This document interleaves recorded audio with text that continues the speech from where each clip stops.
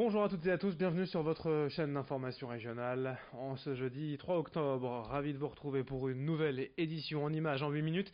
D'abord vos prévisions météo, avec assez simplement un temps ensoleillé mais frais aujourd'hui, 4 à 5 degrés, et relevé seulement ce matin au lever du jour, 14 à 15 degrés cet après-midi, c'est inférieur au normal de saison. Il fera donc frais, voire même froid si on veut aujourd'hui. Mais côté ciel, heureusement, le temps sera sec, dégagé et ensoleillé. Il faudra en profiter avant l'arrivée d'une nouvelle perturbation dès demain et pour la fin de semaine. Dans l'actualité, d'abord le football, la Ligue des Champions, deuxième défaite en 2 matchs hier soir pour le LOSC à domicile face à Chelsea. 2-1, les Lillois n'ont pas démérité, mais une fois de plus, ils ont été dominés par leur adversaire. Ils ont fait quelques erreurs grossières, coupables à ce niveau, se sont montrés trop timides pour espérer bousculer une équipe comme Chelsea. Avec 0 points en 2 matchs ce matin, l'avenir européen du LOSC semble déjà compromis. Prochain match face à Valence, dans 3 semaines à domicile. Hier soir en conférence de presse, l'entraîneur nordiste Christophe Galtier n'a pas caché sa déception. Il sait tout ce qui sépare aujourd'hui son équipe du très haut niveau européen. On l'écoute, Christophe Galtier hier soir après la rencontre au micro de Vincent Vieillard. Sur les 2 premiers matchs que nous jouons, c'est que sur nos temps faibles, nous encaissons des buts et on souffre.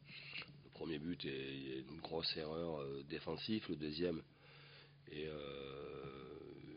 il y a un duel épaule contre épaule, c'est un joueur de Chelsea qui sort vainqueur, et puis après il y a un geste parfait de Williams qui, je lisais dernièrement, il a commencé à jouer en Champions League en 2013. Donc voilà, tout ça fait que il y a à un certain moment dans le match un écart important entre les deux équipes. Ce n'est pas de manière individuelle que je vais parler, mais de manière collective. J'insiste sur le fait que l'adversaire a l'habitude de ce genre de match. Nous, pour aller bousculer ce genre d'adversaire, on est à 110, 120, 130%. Un autre sujet d'actualité, toujours aussi complexe à traiter, mais ô combien important, le harcèlement scolaire avec à suivre le témoignage d'un jeune nordiste victime de violences depuis l'école primaire jusqu'au collège. Des humiliations et des persécutions répétées qui l'auraient poussé à une tentative de suicide durant son année de 6e. Ce jeune nordiste souhaite rester anonyme puisque sa situation s'est quand même un peu améliorée cet été lorsqu'il a changé d'établissement. Aujourd'hui il va mieux, son travail scolaire s'en ressent, il a de bonnes notes, mais pour lui le stress est permanent. Il dit ainsi vomir régulièrement le matin avant d'aller en classe. Écoutez son témoignage recueilli par Vincent Vieillard. Dans mon cas, le harcèlement scolaire, c'était du harcèlement physique et moral. Ça a commencé par des insultes, des moqueries, que ce soit sur le physique, la façon d'être. Ensuite, ça a commencé par des coups, des claques, des crachats au visage. Et ensuite, des vols de matériel scolaire. C'était quand? Pendant toutes mes années collège. Aujourd'hui, je suis toujours frustré par rapport à ce qui s'est passé, avec un petit peu de soulagement dans le sens où là-bas, pour l'instant, ça se passe un peu mieux. Le stress est toujours présent, stress de ne pas faire tout bien comme il faut, le stress de se faire embêter ou revivre ce qui s'est passé comme avant. En 6e, j'étais à bout, j'étais parti jusqu'à la tentative de suicide. Surtout, faut en parler, faut pas garder ça que pour soi, car au fil des années, tout se mélange, tout devient noir, et puis c'est là que viennent les idées noires. Il faut en parler parce que ça nous ronge de l'intérieur et ça nous provoque une haine infaillible. Il faut en parler. Alors bien sûr, ce témoignage, c'est avant tout pour faire passer un message. Si vous êtes dans le même cas que ce garçon ou quelqu'un dans sa situation, vous connaissez, la seule solution, c'est d'en parler à un proche, un ami, un enseignant, surtout ne pas rester seul. Autre sujet d'actualité régionale, à Boulogne, une opération de déminage d'envergure est prévue ce dimanche. À l'origine, c'est un pêcheur qui a ramené dans ses filets une bombe de la Seconde Guerre mondiale d'environ 250 kg.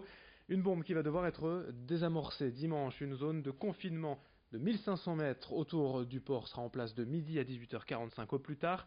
25 000 personnes sont concernées à Boulogne, au Portel et à Outreau.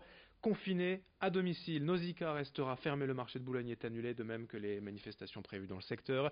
8 TER sont annulés en gare de Boulogneville dimanche après-midi et les habitants vont même devoir être évacués par sécurité. Bref, une journée pas ordinaire pour les Boulonnais ce dimanche, on en reparlera. Dans cette édition régionale également, jusqu'au 12 octobre, sachez que le laboratoire Synlab, avec la collaboration de l'Institut Pasteur de Lille, mène une opération de dépistage des carences en vitamine D. Selon les études, près de 80% de la population présente aujourd'hui un manque de vitamine D et cette carence est aggravée dans la région en raison du manque d'ensoleillement. La vitamine D joue un rôle majeur pour notre santé, elle permet de fixer le calcium sur les os et de réduire les insuffisances cardiaques.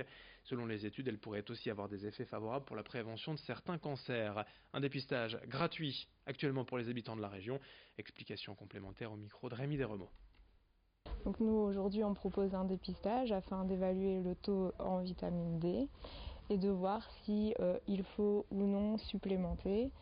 Et après, on peut recommander notamment d'adapter son alimentation puisque la vitamine D est retrouvée aussi au niveau de l'alimentation, donc dans les poissons gras comme le saumon, l'huile de foie de morue. Ça représente seulement 10%, contrairement à l'apport au niveau de l'ensoleillement qui sera plus un apport de 80% des besoins en vitamine D. D'où l'importance et les recommandations d'essayer d'avoir des activités extérieures, de s'exposer au moins 30 minutes par jour au rayonnement solaire. Une dernière information concernant l'affaire de la panthère d'Armentières. La garde à vue du propriétaire a été prolongée hier. Il est soupçonné de trafic d'animaux, de détention illégale d'animaux non domestiques et d'actes de cruauté. L'enquête se poursuit pour déterminer exactement son rôle dans cette affaire.